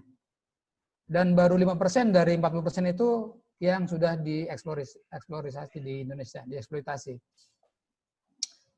17% ada di wilayah Gunung Salak, Jawa Barat, sebesar 377 megawatt elektrik. Keuntungan dari teknologi ini adalah tidak membutuhkan lahan luas, seperti kalau di batubara atau di teknik nuklir. Kemudian sedikit sekali isu-isu yang terjadi, misalkan di dalam hal aspek lingkungan, di polusi dan lain-lain. Kemudian bisa bekerja selama 24 jam sehari dan penuh 365 hari dalam 1 tahun. Tentu saja ada kelemahannya. Teknologi ini bisa memicu terjadinya gempa bumi karena berkaitan dengan aktivitas magma di bawah sana. Kemudian juga membutuhkan cost yang cukup besar pada awalnya. Dan sebagian menghasilkan bau tidak sedap karena ada sulfur dioksida.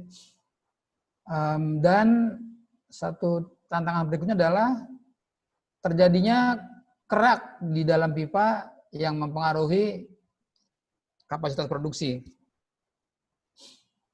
Ini contoh pipa yang kami ambil dari lapangan geotermal.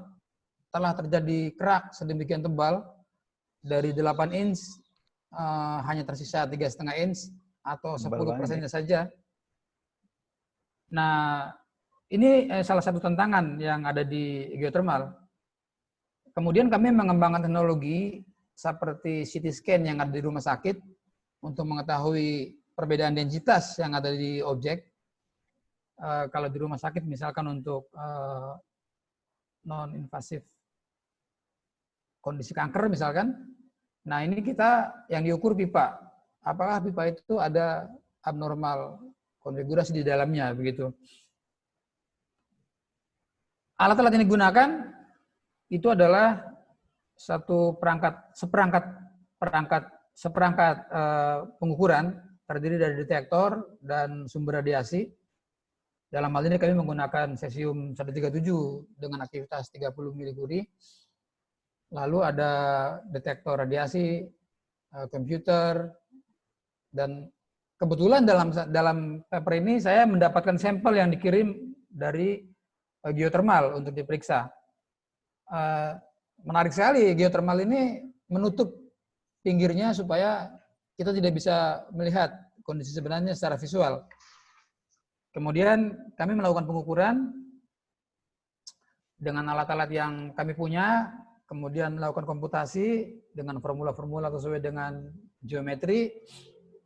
Hasilnya adalah seperti demikian. Tampak di sini citra tebal pipa warna coklat itu mengelilingi pipa. Lalu juga sudah terjadi scale yang distribusinya tidak sama di bagian atas dengan di bagian bawah. Dan ada scale yang kelihatan sudah keras, dalam arti mungkin karena sudah terbentuk dalam waktu lama. Dan ada scale atau kerak yang sepertinya masih kita bisa bilang masih muda begitu, initial scale. Nah, menarik di sini bahwa scale tidak sama di bagian T, di poin T, saya kasih nama T artinya di top, dan di segmen B artinya di bottom. Kalau dibandingkan dengan di antara keduanya, sedangkan kiri kanan L dan R itu hampir identik. Ini bisa dipahami bahwa ketika dia service atau ketika dia digunakan, fluida yang mengalir di dalam pipa biasanya tidak 100% steam ya, ada kandungan airnya. Dan mungkin di situ ada pasir yang diangkat terbawa oleh steam dari dalam bumi yang masih terbawa ke atas, mengabrasi scaling yang terjadi sehingga di bagian bawah cenderung lebih tipis scale-nya, keraknya dibandingkan dengan yang di atas. Dengan demikian kami bisa sampaikan bahwa apabila tebal kerak itu sedemikian rupa dan dianggap sudah berbahaya untuk terus digunakan karena mengurangi kapasitas produksi misalnya, maka bisa direkomendasikan untuk diganti. atau dilakukan tindakan-tindakan sehingga tidak mempengaruhi kapasitas. Seperti yang tadi sebelumnya saya sampaikan itu, ini terjadi hanya dalam waktu 8 bulan mereka harus ganti pipa saluran ini, dan ini bisa beratus meter panjangnya dan tentu saja mempengaruhi performa pembangkit listrik itu.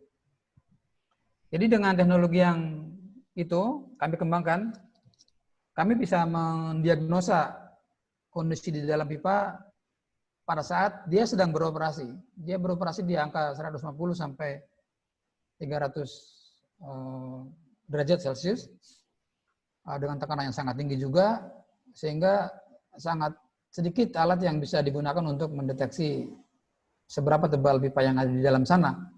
UT misalkan tidak bisa untuk temperatur yang panas seperti itu.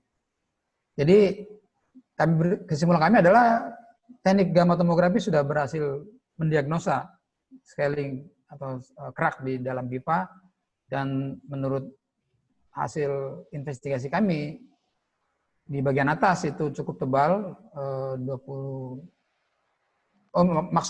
adalah 25 mili ini. Saya salah ketik. Harusnya 25 mili. Terus paling kecil di sini adalah 12 mili. Karena pipa ini belum lama dipakai di pabrik, diserahkan kepada kami untuk dilakukan diagnosa. Kelanjutan dari pekerjaan ini sebenarnya kami juga melakukan secara online di pabrik, tapi perusahaan tidak mengizinkan untuk dipublikasikan, sehingga kami hanya bisa mempublikasikan sampel itu aja.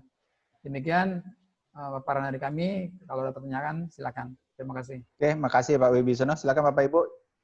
Kalau ada pertanyaan tuh Pak Wibisono. Kalau tidak, berarti saya coba mengajukan pertanyaan. Pak Wibi, ini kalau kita lihat bahwa panas bumi ini ya, geotermal ini, itu menimbulkan kerak yang begitu cepat di pipa. Pipanya sini berarti pipa besi ya, bukan pipa paralon. Iya betul. Ya? Pak, stainless Pak. Iya. Stainless ya. Iya.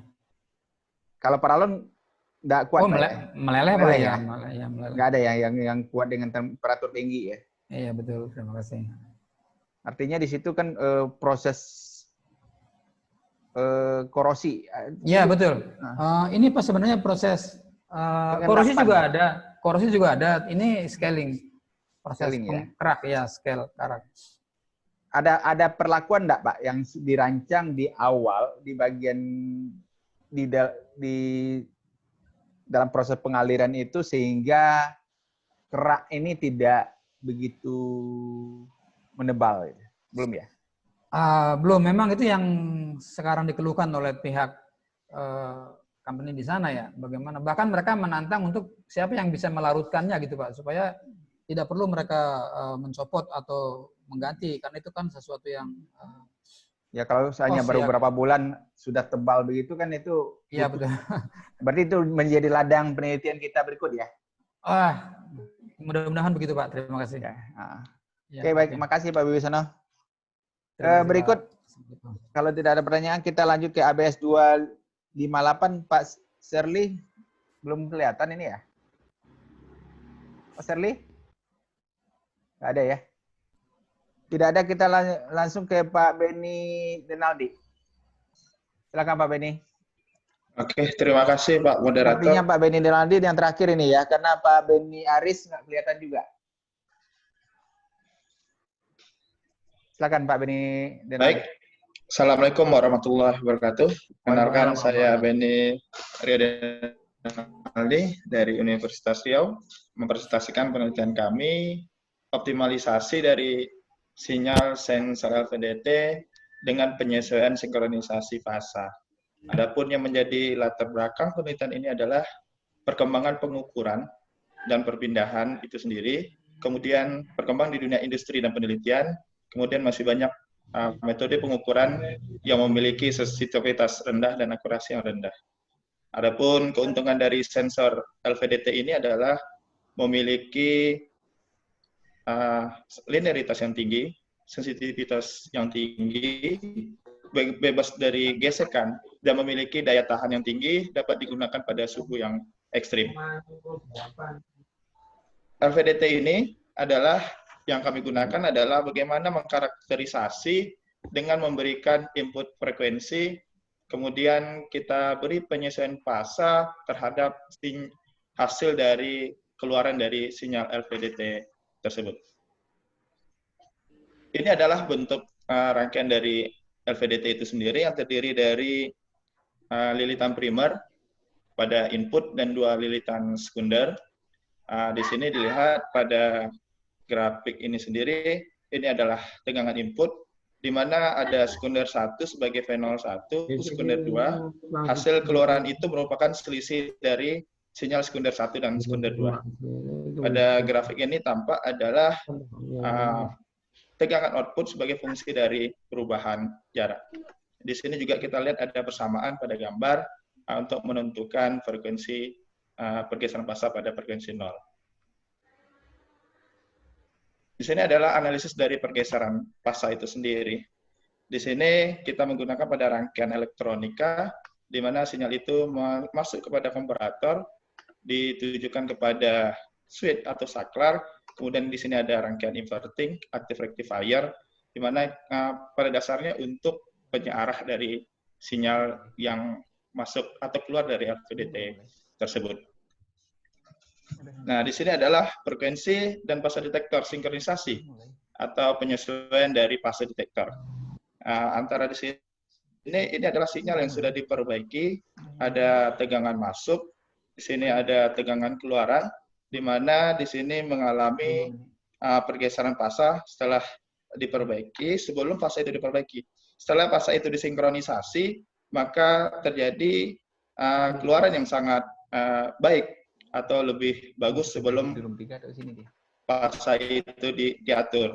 Di mana kita letak sinkronisasi fasa itu adalah pergeseran fasa, kita letakkan di antara fasa detektor dan switch. Ketika keluaran itu, misalnya pulsa itu di atas dan di bawah, ketika kita geserkan, ini fasanya kita geserkan, di antara minus 90 dan plus 90. Kalau kualitasnya antara atas dan bawah ini pas, ketika kita angkat di atas, maka akan menghasilkan keluaran yang optimum. Apabila pergeseran fasa itu mengalami pergeseran di antara minus 90, ketika kita angkat dia di atas, ketika inverternya, maka terjadi penurunan kualitas dari keluaran dari sensor tersebut. Di sini fase detektor, kita mengakuisisi datanya dengan menggunakan PCI card.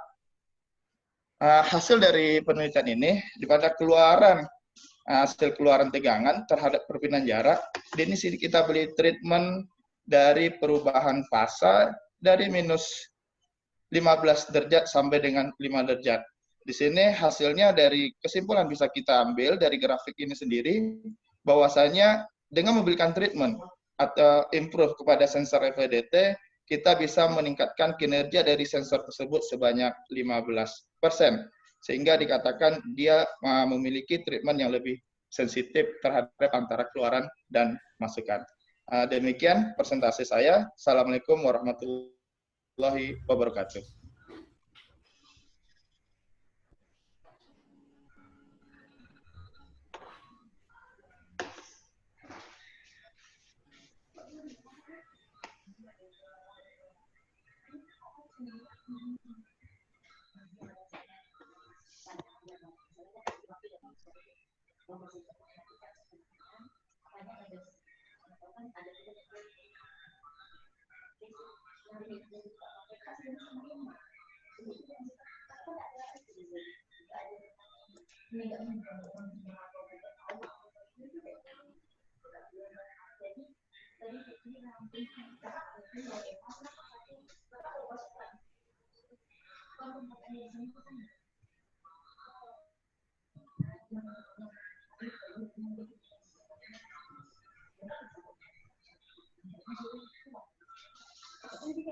Speaker. Suara Bapak mute kan Pak moderator. Nggak dengar.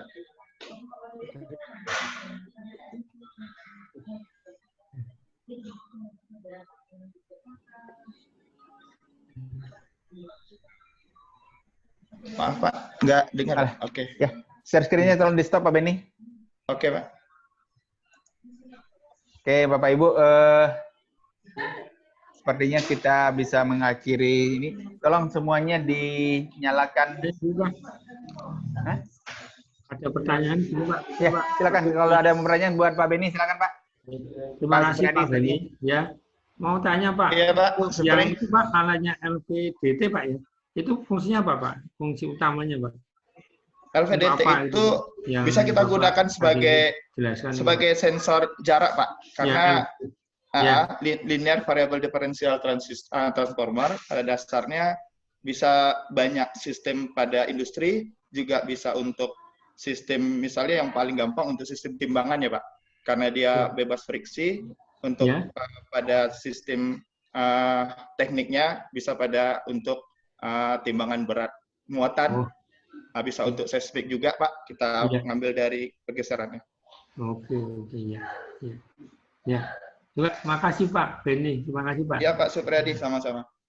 Baik Bapak Ibu, sebelum kita akhiri, tolong semuanya dibuka videonya. Kita akan berfoto bersama dulu. Pak Budina, Budiah. Ya. Udah selesai. Ini udah selesai.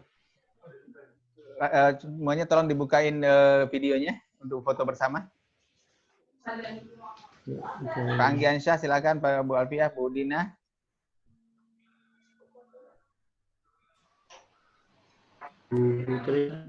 Bu Dina, Budiah udah. Bu Dina, Bu Dina Ramadini.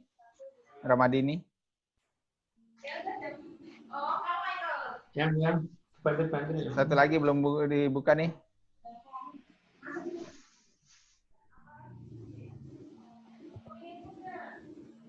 Ya, dengan wajah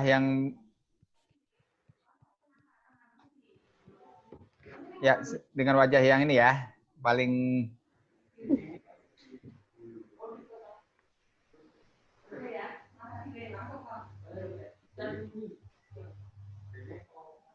Oke, makasih. Ya.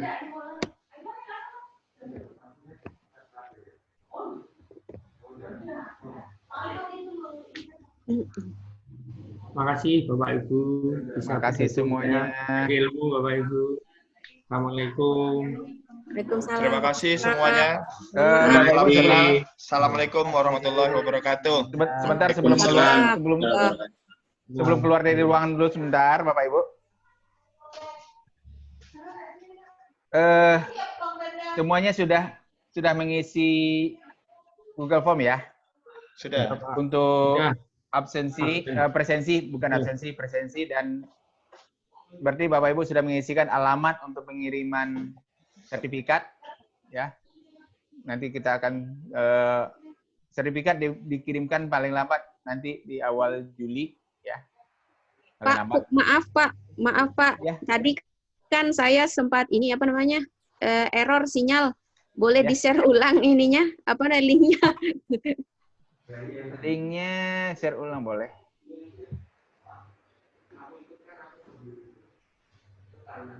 Sebentar. Di kolom chat masih ada. Saya enggak ini Pak, enggak dapat. Oke, udah masuk. Oh iya, terima kasih. Ya, coba dibuka dulu, benar?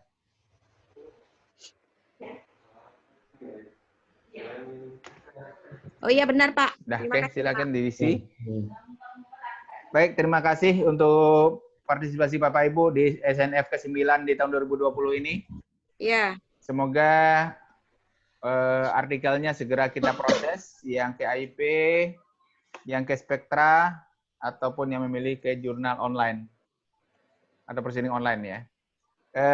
Mungkin dalam waktu 2 atau 3 minggu ke depan kita akan memintakan revisi ya. Kita akan berusaha untuk semua artikel ini tidak di-reject untuk baik IP maupun Spektra, tapi kita akan memintakan revisi sehingga layak untuk kita publikasikan baik ke IP maupun Spektra. Tapi nanti seandainya direvisi Bapak Ibu tidak bisa memenuhi permintaan, baru nanti kita akan konfirmasi ke Bapak Ibu apakah itu tetap akan diteruskan atau kita pindah publikasikan. Ya. Sampai ketemu di SNF 2021, SNF ke-9. Mohon maaf bila pada hari ini ada yang kurang berkenan selama kita seminar, baik tadi panel pagi atau siang ini. Karena ini pengalaman pertama kami menyelenggarakan seminar secara online. Ya, biasanya kita kopi darat, ini sekarang kopi maya. Ya, mohon maaf dan kita akhiri dengan mengucapkan hamdalah, alhamdulillahirabbil alamin. Sampai ketemu di SNF 2021 bulan Juni yang tahun depan. Ya. Allah. Selamat siang dan salam sejahtera buat kita semua. Assalamualaikum. Ya. Waalaikumsalam warahmatullahi wabarakatuh. Ya, waalaikumsalam warahmatullahi wabarakatuh.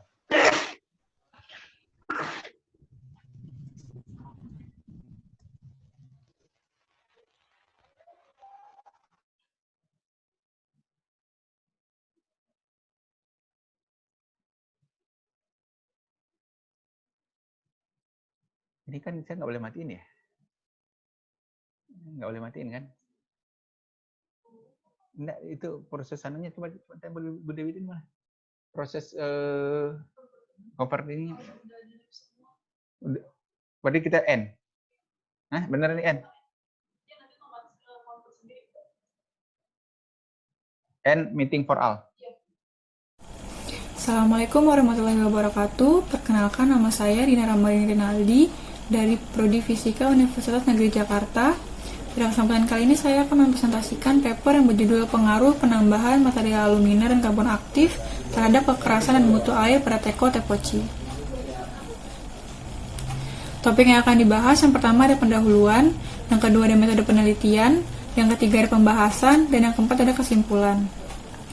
Purbalingga adalah salah satu daerah penghasil teko tepoci terbesar di Indonesia, karena daerah ini memiliki sumber daya alam tanah liat yang melimpah. Teko tepoci adalah satu wadah yang digunakan untuk menyeduh teh secara tradisional yang masih digemari oleh masyarakat Indonesia sampai dengan sekarang ini. Tetapi teko ini masih memiliki beberapa kekurangan, yaitu memiliki sifat yang rentan pecah dan zat terlarut dalam air. Maka dari itu dilakukan pengaruh penambahan material alumina dan karbon aktif ke dalam tanah liat menggunakan hasil dan penelitian yang telah dilakukan sebelumnya. Tanah liat merupakan tanah yang berukuran mikro yang berasal dari pelapukan penyusutan batuan, tersusun dari kelompok alumina silikat seperti alumina, besi, magnesium, dan silika. Karbon aktif adalah padatan berpori yang umumnya berasal dari senyawa-senyawa organik seperti sekam padi, tempurung kelapa, serbuk gergaji, dan lain-lain yang telah diproses dan diaktifkan. Alumina adalah material yang banyak digunakan dalam berbagai aplikasi karena sifat yang dimilikinya, yaitu memiliki sifat yang keras, kekuatan yang tinggi, dan titik lebur yang tinggi. Untuk mengetahui pengaruh penambahan material alumina dan karbon aktif ke dalam tanah liat dapat dilihat dari hasil pengujian yang didapat oleh penelitian-penelitian sebelumnya, yaitu uji tekan atau hardness test adalah pengujian yang digunakan pada sampel guna mengetahui nilai kekerasan suatu material. Yang kedua, total dissolved solid adalah pengujian yang digunakan untuk sebagai acuan atau petunjuk pengukuran karakteristik air dari kontaminasi zat-zat kimia atau zat-zat yang terlarut dalam air. Yang ketiga adalah scanning elektron mikroskopi, adalah instrumen yang digunakan untuk mengamati fenomena permukaan suatu material. Metode penelitian yang digunakan pada paper ini merupakan metode studi literatur dengan menganalisa hasil penelitian yang telah dilakukan sebelumnya. Berikut merupakan beberapa penelitian yang telah dilakukan sebelumnya terkait penambahan material alumina pada tanah liat. Dari penelitian-penelitian tersebut didapat bahwa penambahan material alumina ke dalam tanah liat mempengaruhi nilai densitas yang dimiliki oleh material. Semakin banyak komposisi material alumina yang digunakan akan menghasilkan nilai densitas yang lebih tinggi, di mana densitas merupakan nilai kepadatan pada suatu material. Artinya, semakin tinggi nilai densitas, artinya semakin kuat ikatan yang dimiliki antar partikel sehingga material akan semakin padat. Hal ini dapat dibuktikan dari hasil-hasil uji SEM di mana Material dengan densitas lebih tinggi memiliki permukaan atau struktur material yang lebih padat. Nilai densitas tidak hanya dipengaruhi oleh komposisi alumina yang ditambahkan, melainkan temperatur yang digunakan juga akan mempengaruhi nilai densitas yang dimiliki suatu material. Nilai densitas akan berbanding terbalik dengan porositas, di mana semakin besar nilai densitas suatu material, maka semakin kecil nilai porositas yang dimilikinya. Porositas adalah banyaknya ruang kosong yang terdapat pada struktur pembentuk suatu material. Semakin tinggi temperatur yang digunakan, maka semakin besar pergerakan difusi yang terjadi sehingga dapat mendorong kekosongan atau poros ke arah butir dan menyebabkan ukuran pori dalam suatu material akan mengecil. Hal ini menyebabkan jumlah porositas pada satu material akan berkurang dan menghasilkan kepadatan seiring dengan semakin tinggi temperatur yang digunakan. Untuk hasil pengujian Vickers, dilihat dari hasil penelitian yang telah dilakukan sebelumnya, di mana hasil uji kekerasan Vickers akan semakin tinggi seiring dengan temperatur sintering dan konsentrasi alumina yang digunakan pada material. Tentu, hasil pengujian Vickers ini berbanding lurus dengan densitas yang dimiliki satu material. Pengaruh penambahan material karbon aktif ke dalam tanah liat yaitu mempengaruhi nilai porositas pada material. Nilai porositas material akan semakin tinggi seiring dengan konsentrasi karbon aktif yang digunakan. Hal ini dikarenakan semakin besar konsentrasi karbon aktif yang digunakan, maka akan menghasilkan ukuran pori yang semakin besar dari karbon aktif yang terbakar saat proses pembakaran sampel. Besarnya ukuran pori yang dihasilkan bergantung dengan banyaknya komposisi karbon aktif yang digunakan pada material. Semakin tinggi komposisi karbon aktif yang digunakan, maka semakin banyak pori yang dihasilkan pada pengujian SEM. Penambahan karbon aktif pada tanah liat tinjau dari hasil TDS untuk menghilangkan zat-zat terlarut dalam air dilihat dari penelitian telah dilakukan sebelumnya, di mana semakin besar konsentrasi karbon aktif yang digunakan akan menghasilkan kadar TDS yang semakin menurun. Artinya semakin besar konsentrasi karbon aktif yang digunakan, maka semakin sedikit zat terlarut di dalam air. Hal ini dikarenakan karbon aktif akan menggunakan prinsip absorpsi atau penyerapan untuk memurnikan air yang terkontaminasi dengan menggunakan adhesi ke permukaan polutan, sehingga zat-zat yang terlarut dalam air akan terserap di permukaan karbon aktif. Kesimpulan dari paper ini, yang pertama, penambahan material alumina ke dalam tanah liat akan menambahkan nilai densitas dan mengurangi nilai porositas, sehingga nilai kekerasan material akan semakin besar seiring dengan komposisi dan temperatur yang digunakan. Sedangkan penambahan karbon aktif ke dalam tanah liat akan menurunkan nilai densitas dan menaikkan nilai porositas. Semakin besar konsentrasi karbon aktif yang digunakan akan menghasilkan hasil TDS yang lebih baik, artinya semakin sedikit zat terlarut yang terdapat di dalam air. Sekian presentasi dari saya, kurang lebihnya mohon maaf. Assalamualaikum warahmatullahi wabarakatuh.